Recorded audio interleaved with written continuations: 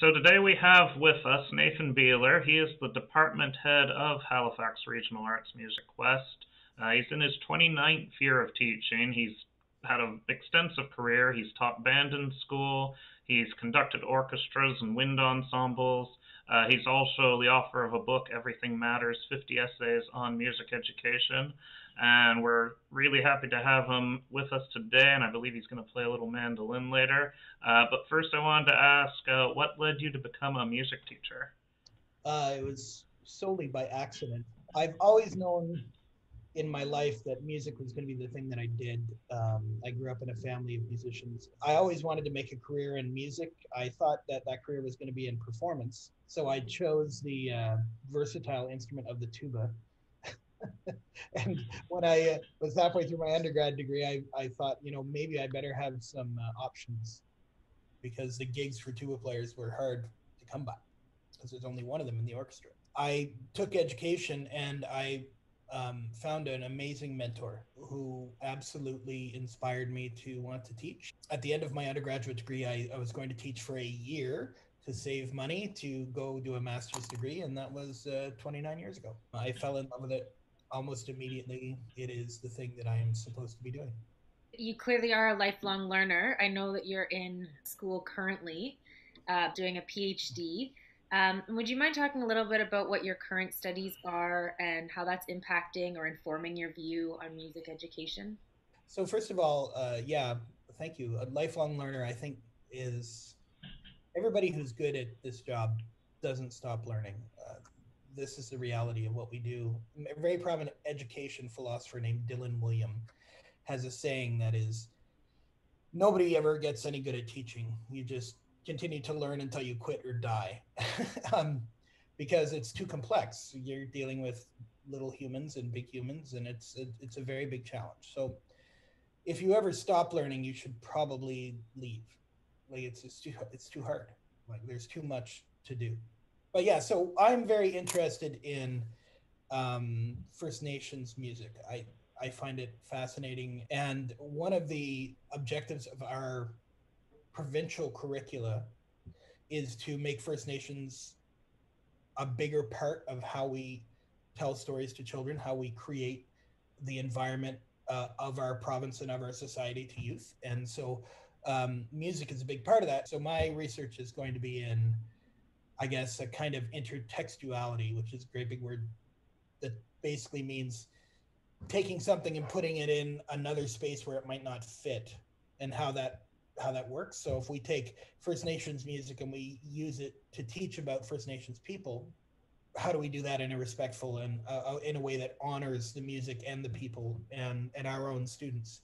And that's a very big challenge. And that's I'm not going to solve that, but if I can be a little piece of how that's thought about, then I would love that. And more importantly, it gives me the opportunity to hang out with really amazing people who make really amazing music. So yeah, I mean, music education on the whole is at a cusp. I think it's we are turning a very large corner where we love Beethoven and we love Mozart and we love all those dead German guys, but what we need to do is we need to adapt the relevance of our approach and make sure that we are being as open as possible to multiple cultures in embracing the music of the world in a way that is not we're going to take your stuff and drive it into what we already have, but we're going to ask you to come in and teach us about your stuff, and we're going to share it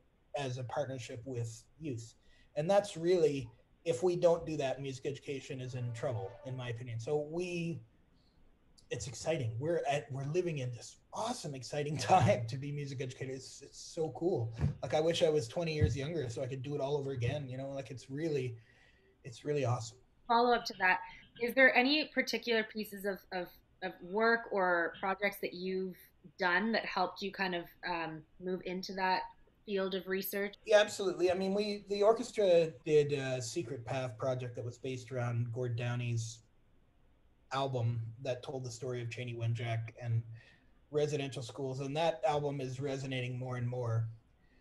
That album is an example of how careful we must be when settlers like myself are trying to share stories of First Nations people. Like, so Gord Downey did everything he possibly could, connected with the community. The community accepted Gord as a storyteller, allowed, they gave him permission to tell the story. And even then, there are First Nations people who say, well, Gord Downey is just another white guy trying to tell our stories, right? So for me, that was highly impactful because I didn't really think about it. I entered that project kind of naively, and so I learned so much about it that it kind of, it set me on a path to where I wanted to go. And also there is some unfortunate stuff that exists that has already been published that is trying to, with the best of intentions, adapt First Nations music for colonial ensembles like bands and orchestras and choirs. And if it's not successful, it's really, really not successful. You know what I mean? Like it's hurtful and harmful. And so I think that now is the time again it's exciting that we can ask ourselves questions like, if we want to be respectful and we want to tell the stories in the right way, are we capable of doing that at all, or do we need to collaborate with people who can help us? You know, because if we don't, we're just becoming part of the problem. But it's neat because we don't have to be, right? Like if we look at it in a positive way, in a collaborative way, we don't have to be nervous. We just have to be brave, right? Yeah, that's definitely a lot of important work going on there in the short and long term.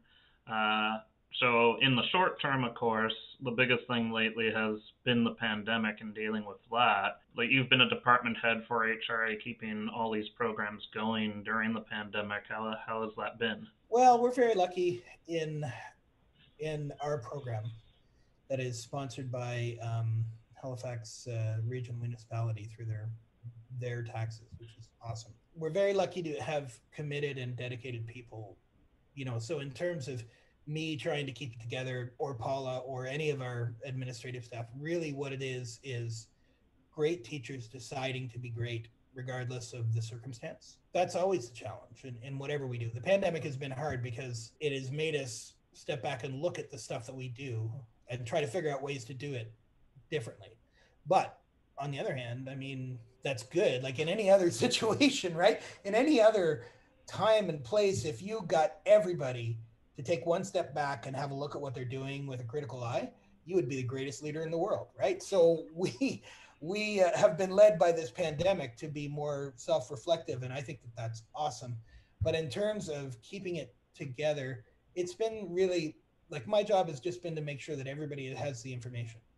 Like, that's my whole job, is to be a conduit of news, right? And when I find out something, I pass it on, and when it's wrong, I apologize and change it. Like, my whole job is to be the humble purveyor of what everybody needs to know. Insofar as that, I've been reasonably successful, but rubber meets the road with great educators doing great things under crazy circumstances. And, those are the people that are making this happen. People sitting behind desks are just making sure that everybody's email works. That would be my take on it. So you spoke a little bit about this ability and the opportunity that we have through the pandemic to reflect and take a step back and reflect on things. Um, we'll talk a little bit about String Night, 'cause that's an example of something that's had to pivot, as that's probably one of the other quotes of the year, along with "You're on mute," about pivoting. But beyond String Night, are there some really positives that you've seen come out of this time for arts education? Yeah, absolutely. Well, first of all, you two, you two have been an absolute glowing, guiding, beautiful um, through this whole process. Is watching you two gather the stuff that you've done and present it to the world has been really inspiring to me. And so I will say that one of the cool things is that people have made adjustments that are inspiring, and as long as you accept that inspiration, then this year hasn't been a complete loss. Like, there's lots of things that are going on. Accompanists of our choirs, many of them taught virtual piano lessons, taught online piano stuff. That's monstrous. Like, because there are kids who don't have pianos at home, who would never have a chance to take piano lessons, who are now taking piano lessons, right? And so what that's made us do is say, okay, well, let's spend some money on some portable keyboards and let's continue this, and let's make sure kids can take keyboards home, and let's expand that part of it. It's all how you fund your resources, right? And so the resources that we spend a lot of money on are big ensembles and stuff, staff resources, and straight up coin cash, right? So one of the exciting things for me is, instead of conducting my orchestra, I ran around all over the place and did clinics. It's allowed me to explore that. So it's been positive for me, but it's also allowed me to get out into schools and do clinics and meet more kids, and that's not a waste of my time for sure. So yeah, I think that there has been little places where, if we really look at it, maybe this is where we should be expending some of our resources, and that's a powerful, powerful thing. String Night is really a wonderful event that's happened for many years. Traditionally, it's taken place at the Forum, and all string students throughout HRA and HRCE gather at the Forum from grade 4 to 12. Each grade plays their own piece all together, and then there's a finale at the end where every string player plays together. And it's a really powerful event. And obviously, through COVID, we haven't been able to do that last year or this year. And so this year, it's taking on a different format. And so we just heard that in as part of the kitchen party. And here, Nathan is the one that put all that together. So Nathan, could you walk us through a little bit the process that was involved in making the video that we just saw? Well, first of all, I wasn't responsible for putting it all together. That I don't want to take that ownership away from the very talented educators and the amazing youth who made the videos and made sure that all of that happened. If nobody had sent anything in, then I would have just been sitting here in front of me. So what I did was manipulate the video and do a mix of the audio, which I'm not saying that that's not a lot of work, because that was a lot of work. But the real work was done by the educators, teaching the students the tune and making sure they were confident and comfortable standing in front of cameras doing it. And I mean, that's work. That's amazing, inspiring work. So first, let's lift that up and say yay to those teachers, because that's the thing. So after all that work was done, those videos came to me, and what I did was I separated the audio from the video so that I could do a mix without the video. And that's how all of those virtual ensembles are done. Video and audio are done separately because it's literally impossible to mix them together and have anything sound like anything. Maria, you're nodding because you know. um, and both of you have done this, right? So, the difference between what you've done and mine is that mine had 140 voices in it. So I took those, converted them to MP3s, and then loaded them into an Apple program called GarageBand. And then I just literally, the tediousness of it was, I organized all the cellos, right? For example.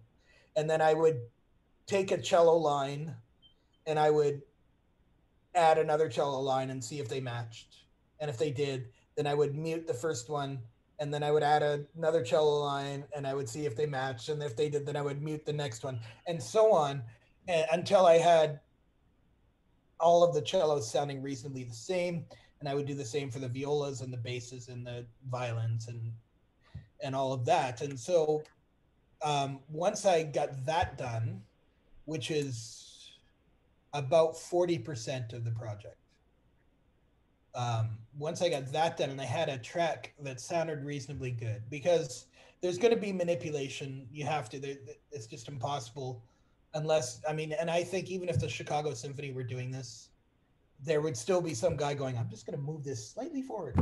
That's just the way that works. The video part was made very easy because part of our support for this year was to purchase a suite of video manipulation programs, right? So we did that. I have that on this computer that I'm talking into. And so then it was just a matter of placing them so that they looked reasonably good on the screen, making sure they lined up so everybody's bows were reasonably together, adding the audio track that you've already created and doing some transition stuff. And Normally I would have created a grid and fit everybody into a grid, but everybody gave me different sizes of video, right? So you record video on an iPhone, basically at 720p.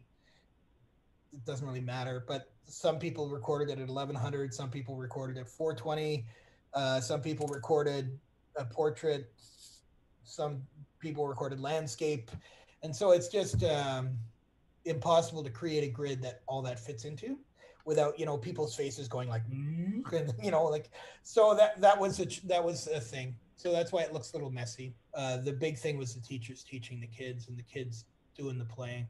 Like that's the exciting bit, right? And then hopefully they can see themselves in the little square, like the very tiny square that they occupy on the screen. But I mean, like it's important. There's a couple of reasons why that's important. Number one, I mean, I love that we celebrate youth. That's a real big thing. We need in these times especially to lift youth up and say, you're fantastic. Look at yourself. You're amazing. And I also wanted to make sure that we were celebrating the teachers, because the teachers are doing such amazing work under such crazy circumstances. And music is the last thing that anybody thinks about, but it's the first place that people go to when they need, comfort, right? And so it's important that people see the work that the teachers have done. I wanted to talk to you about another stringed instrument. So we were very fortunate to have you as a guest to one of our vocal coaching sessions earlier this year, and you played for us the mandolin.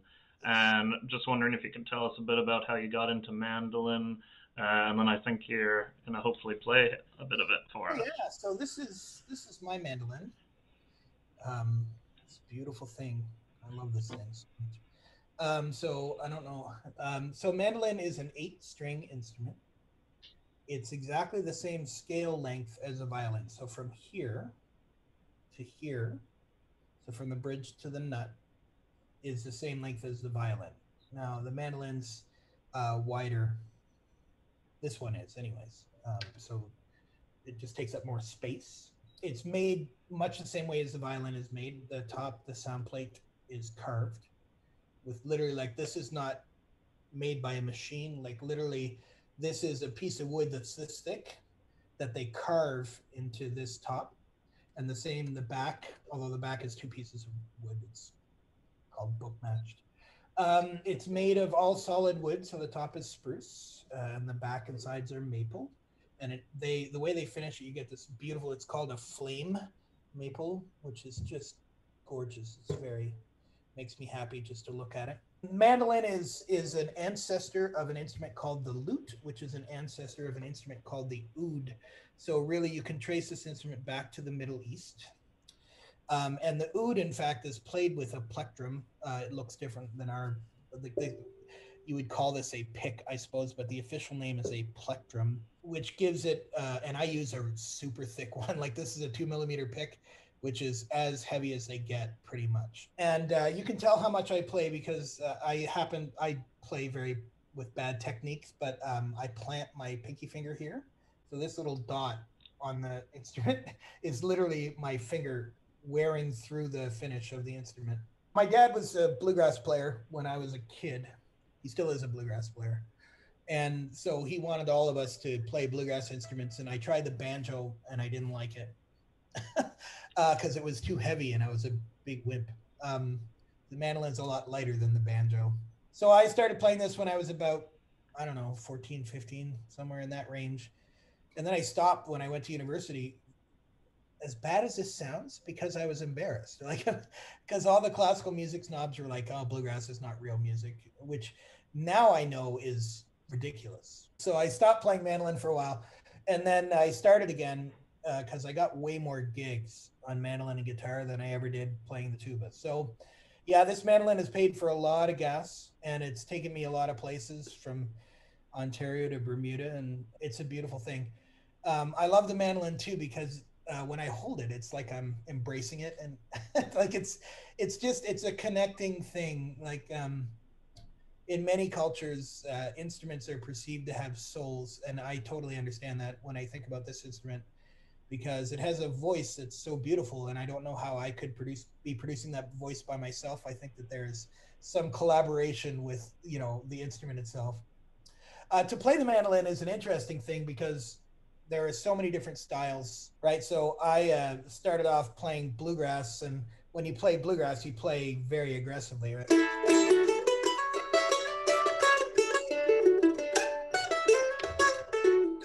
Right?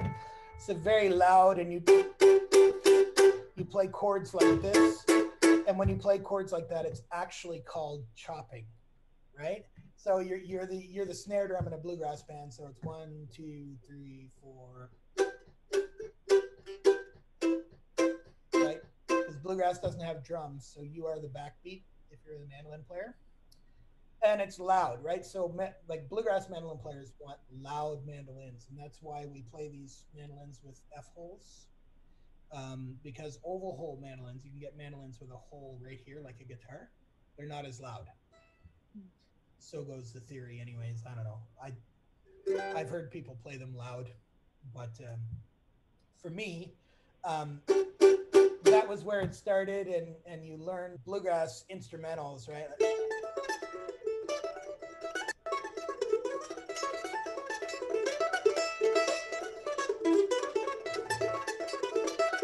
Right, which are just really fast. Like bluegrass is a fast music.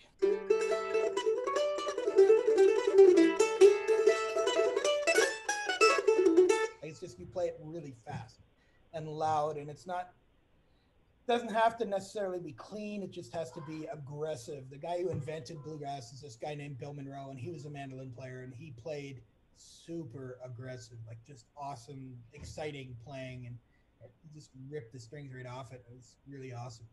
Now, mandolin is also used in Irish music. It's not a traditional Irish instrument by any stretch of the imagination, but a lot of Irish players have adopted the mandolin because it's easier to play than the fiddle. Playing the fiddle involves that bow thing, which has always confused me. But you Irish people like a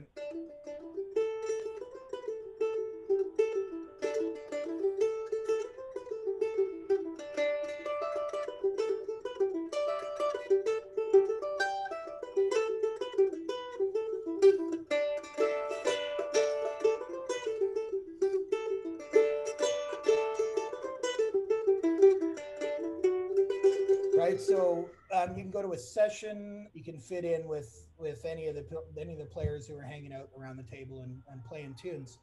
Um, and I find that very powerful. It's fun music to play. And my grandma was an Irish immigrant, like so she would have loved it that I was playing Irish music. But I also do some classical playing. There are a smattering of orchestral excerpts from mandolin. Uh, Mahler used mandolin, which is not surprising. If it made noise, Mahler used it. Mozart used mandolin. In Don Giovanni, there's a very famous mandolin. It's an onstage mandolin part. And Bach wrote a bunch of stuff for unspecified instruments. Beethoven had a patron who was a young lady in one of the Habsburg courts who was a mandolin player, and he wrote a series of sonatas for her. So there's a bunch of Beethoven sonatas for mandolin. But everybody plays Bach, right? So mandolin players play Bach. If you want to hear a really good mandolin player play Bach, you should listen to this guy named Chris Steele. He's released the first 3 Bach solo partitas for mandolin, and it's ludicrously, beautifully, amazingly good. Oh, like so inspiring. It just makes me want to practice every day, which I do. He says as he lies. I would like to practice every day, but I do not. Mandolin players will play Bach, and so forgive me, all my cello friends.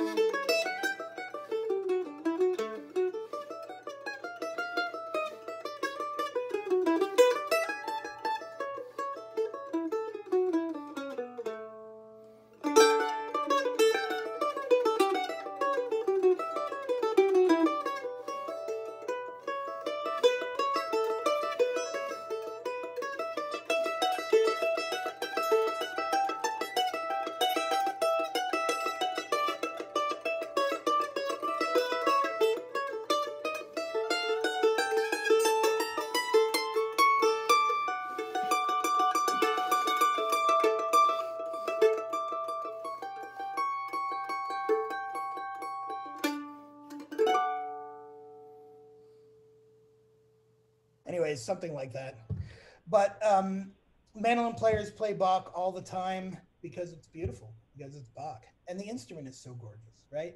Like when you play the mandolin, it's not like you're when you play Bach on the mandolin, you're not striking the instrument with a pick. You're like Chris Steele says, it's like you're just touching the strings. Like you're not actually hitting them. You're just encouraging them to make noise, right? Which I think is beautiful.